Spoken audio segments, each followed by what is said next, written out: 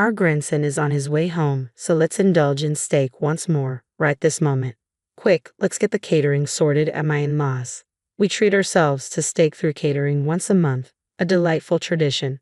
Yet again, I find myself left out. How many times has this happened now? Every time we order, my mother-in-law conveniently overlooks my steak, leaving me empty-handed. She's quite assertive, and I just can't seem to stand up to her. I suppose I'll have to endure it once more. Just when I was about to resign myself to the situation, Grandma's actions feel particularly unkind. My name is Raina, a 38-year-old housewife without any remarkable talents. I resorted to a matchmaking service to find my current husband, Craig. Marriage seemed elusive until I met Craig, who shared my passion for movies.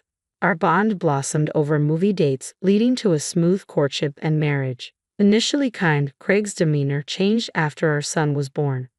Two significant changes altered the course of our lives.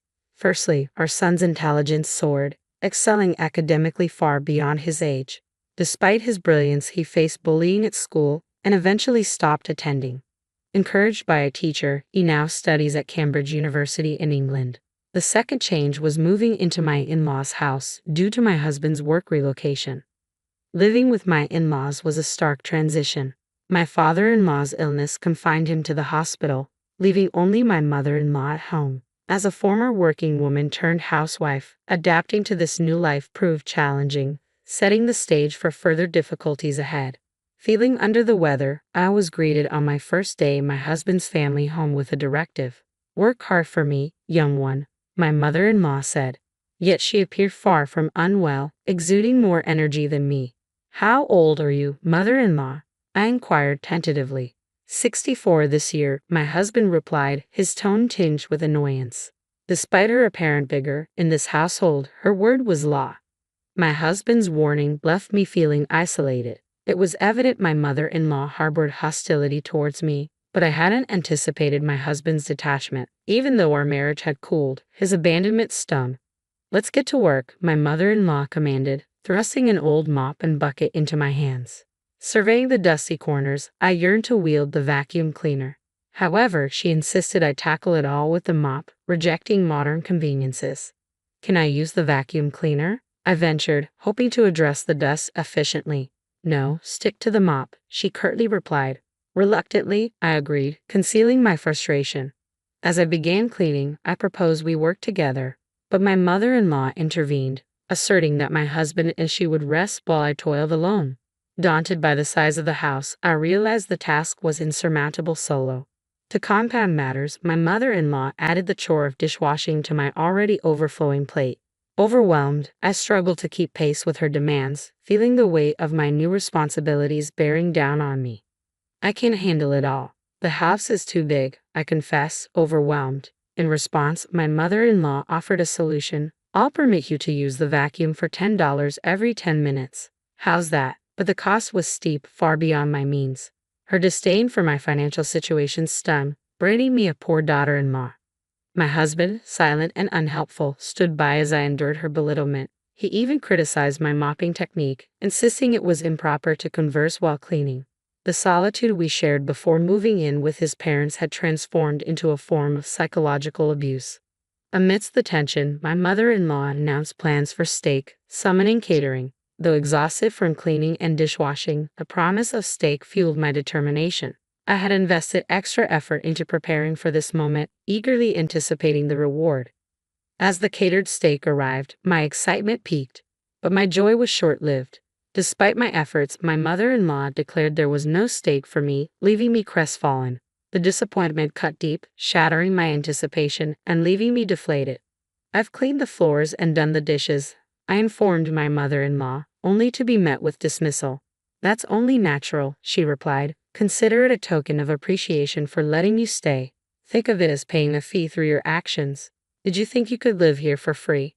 Her words pierced through me, amplifying the sense of hellishness that had engulfed my life since moving into my in-laws' house to do my husband's work. Financially constrained and unable to afford living independently, I relied on a meager monthly allowance of $200 since getting married. After covering essentials and previous expenses, there was nothing left to save. The naive expectation of security as a housewife shattered in the face of harsh reality. As for dinner, my mother-in-law's unpreparedness spoke volumes. While they indulged in high-quality steaks, I was offered noodles.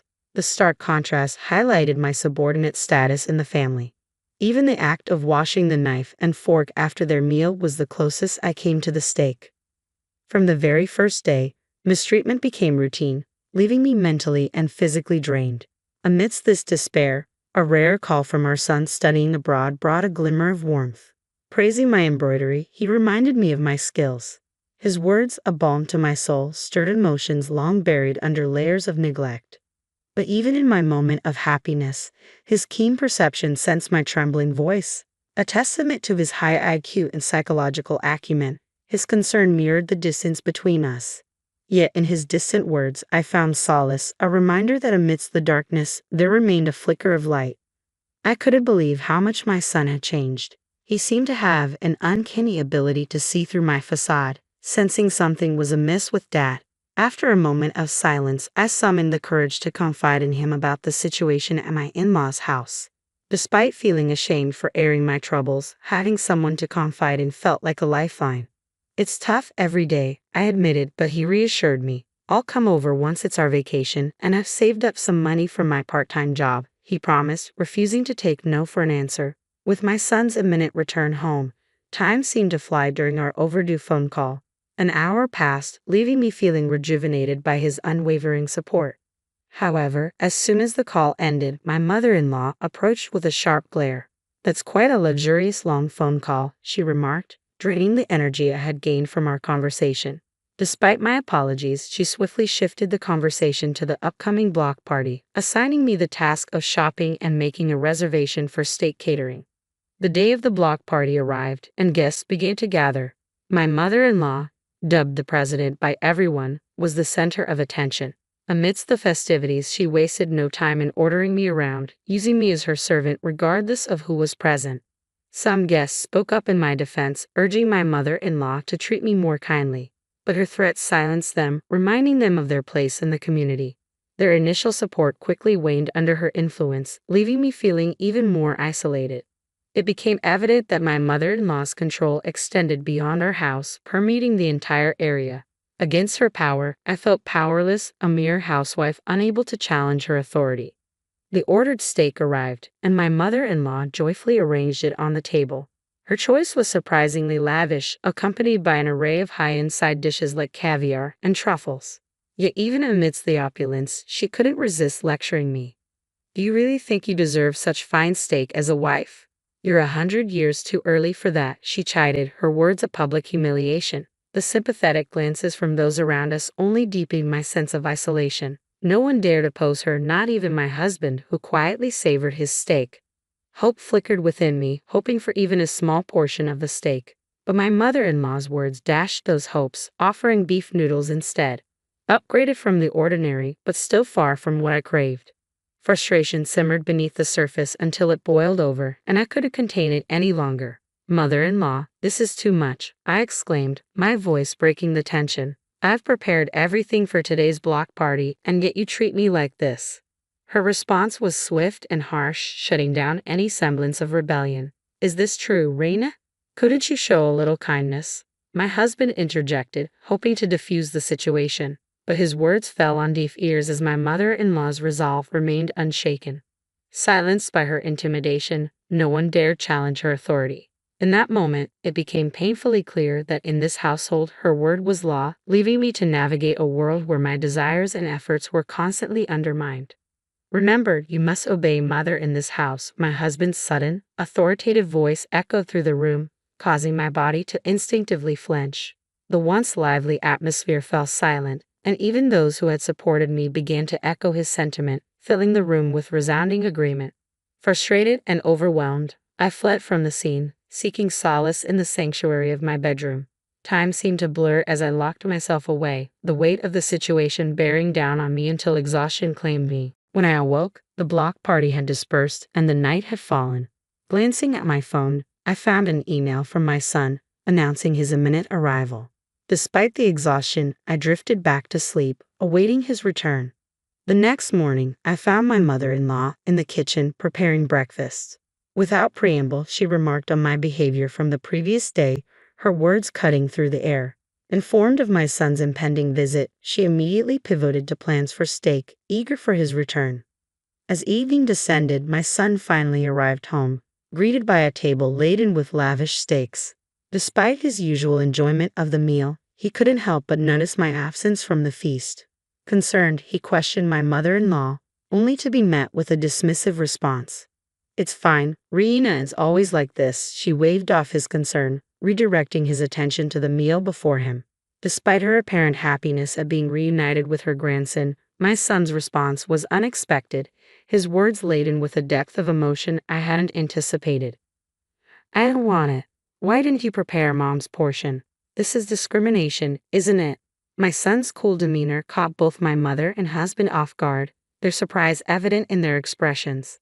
My mother-in-law, taken aback by his unexpected assertiveness, began to panic, denying any wrongdoing. "What did you hear?"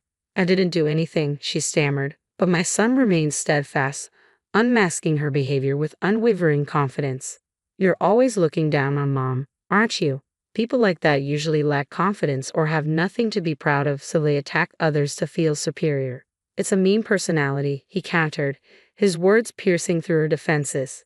As my son continued to confront her, my mother-in-law found herself increasingly cornered, her usual tactics rendered ineffective against his insight. "That's true, isn't it? Everyone has an equal share of steak, but Mom has nothing." "This is clear discrimination," he asserted, his logic irrefutable. Normally, such confrontation would escalate into a fight, but my son's demeanor remained composed, far beyond his years. With each observation, my mother-in-law grew more subdued, her usual confidence waning in the face of his scrutiny.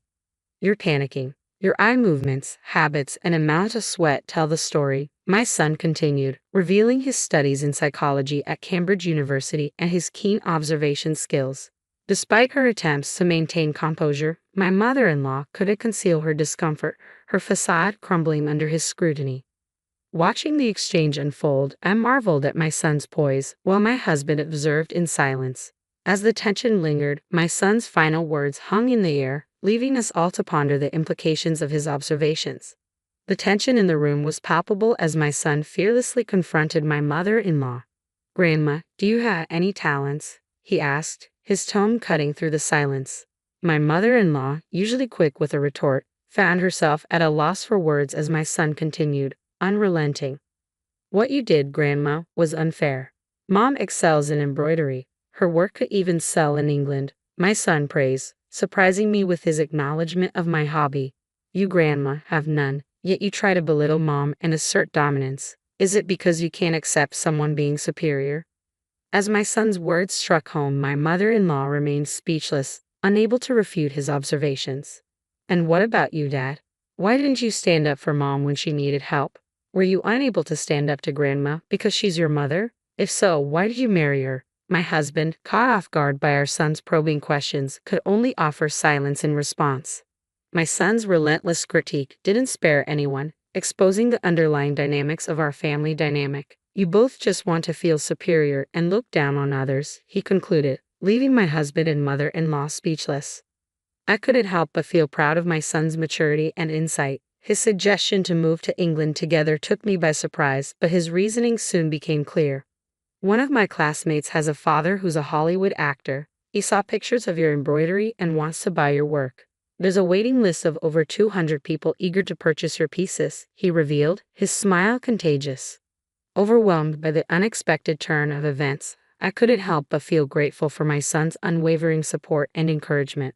With his guidance, perhaps a new chapter awaited us, one where our talents were celebrated, not diminished. As my son shared his unexpected news, both my mother-in-law and husband listened with astonished expressions. "Mom, I've taken the liberty of arranging something for you. They want you to open a store with your handmade crafts in the UK, my son explained, his eyes shining with excitement. The thought of turning my hobby into a job, especially in England, left me speechless. While my mother-in-law and husband expressed their disbelief, I found myself considering the possibility. If I was going to face harassment at my in-laws' house anyway, why not pursue my passion as a profession? Moreover, The strained relationship with my husband made staying there unbearable. So, I made up my mind. I'll give it a try. I accepted, much to the shock of my family. And then, I dropped a bombshell. I'm divorcing you. I'm tired of being oppressed by your mother. Let me be free.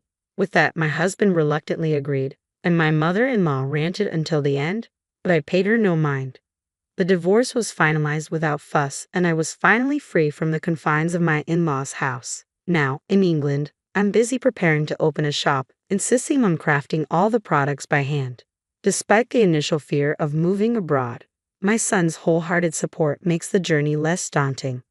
Meanwhile, back home, I heard from my son that my former mother-in-law stumbled and ended up in the hospital. With her incapacitated, my ex-husband struggles to manage alone, taking on extra work to cover expenses. While it's a challenging time for them, I hope they find their way forward. As for me, I'm focused on the future, working on the final pieces for the shop's opening. With my son by my side, I feel confident in facing whatever challenges lie ahead. From rescuer to the rescued, our roles have shifted, but as a mother, I'll always support my son, just as he supported me.